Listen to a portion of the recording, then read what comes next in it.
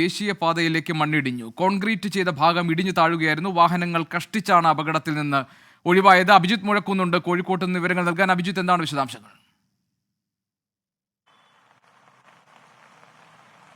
ഗോപി, ദേശീയപാത 66 മിത്തലെ മുക്കാളിയിലാണ് സംരക്ഷണ ഭിത്തി തകർത്തുകൊണ്ട് റോഡിലേക്ക് മണ്ണിടിഞ്ഞു വീണത്. കഴിഞ്ഞ കാലവർഷം ഇതേ ഭാഗത്ത് മണ്ണിടിയുന്ന ഒരു സാഹചര്യം ഉണ്ടായിരുന്നു. തുടർന്നാണ് ഇവിടെ ഒരു സംരക്ഷണ ഭിത്തി പണിതു തുടങ്ങിയത്.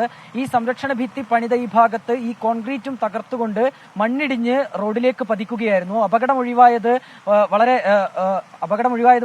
വലിയൊരു കാര്യമാണ്. കാരണം വാഹനങ്ങൾ നിരന്തരം കടന്നുപോകുന്ന പാതയാണ്.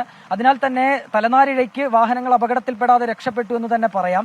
നേരത്തെ തന്നെ ഈ ഭാഗത്ത് മണ്ണിടിയുന്നതുമായി ബന്ധപ്പെട്ട പ്രശ്നങ്ങൾ, പരാതികൾ നാട്ടുകാർ ഉന്നയിച്ചിരുന്നു. അതിനെ തുടർന്നാണ് സംരക്ഷണ ഭിത്തി കെട്ടി ഈ കുന്നിന്റെ ഭാഗം, ദേശീയപാതയ്ക്കായി മണ്ണെടുത്ത കുന്നിന്റെ ഭാഗം സംരക്ഷിച്ചു നിർത്തിയത്. ഇന്ന് രാവിലെ കനത്ത മഴയുണ്ടായിരുന്നു.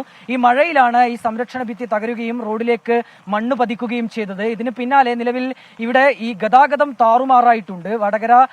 വടകര ഭാഗത്ത് നിന്ന് വരുന്ന വാഹനങ്ങൾ ഇപ്പോൾ നിലവിൽ അവിടെ നിന്ന് മാറ്റി കൈനാട്ടി വഴി തിരിച്ചുവിടുന്നുണ്ട്. ഒപ്പം കണ്ണൂരിൽ നിന്ന് വരുന്ന വാഹനങ്ങൾ കുഞ്ഞിപ്പള്ളി വഴിയുമാണ് കടത്തിവിടുന്നത്. ഏതായാലും ഇവിടെ മണിക്കൂറുകൾ നീണ്ട ഒരു ഗതാഗത കുരുക്കുണ്ടായിട്ടുണ്ട്. ഗതാഗത കുരുക്ക് രൂക്ഷമാണ്.